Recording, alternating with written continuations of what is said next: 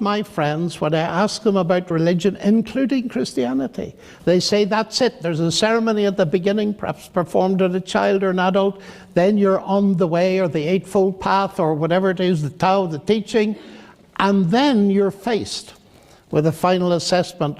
But the teachers, the gurus, and all the rest of them, the priests, cannot guarantee your acceptance at that final judgment. I think I can provide...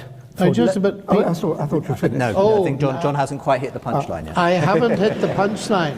Christianity, if that's what religion is, Christianity is not a religion, for a very simple reason.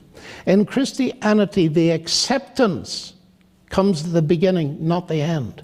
Now, I mentioned that briefly on the way through tonight, and this is a spectacular difference, that as I sit here, I've not reached the final judgment, but I know that I'm accepted. Why? Because I'm very good? No. Because of what Christ has done. And the absolute essence of what it is to be a Christian is that I have trusted him, that what he did on the cross, now this may seem all mystique to you, but let me say what it is, that what he did there means that I can be accepted at the beginning of the journey. That makes a spectacular difference. In fact, you wouldn't if it was a question of marriage. Imagine I propose to a girl and say, look, here's a cookbook. There are rules in it. You keep them pretty well for the next 40 years and then I'll accept you. Well, she'd throw the book in my face.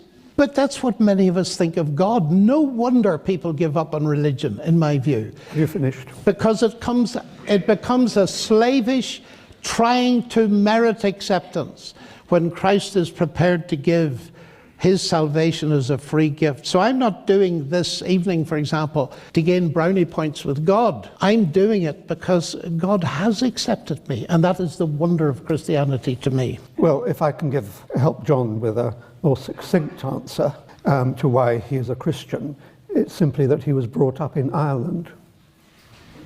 But Peter, that's absurd. That's saying that because you give a genetic origin for me, that explains everything I do. No, it's a cultural condition. No, but the point is, Peter...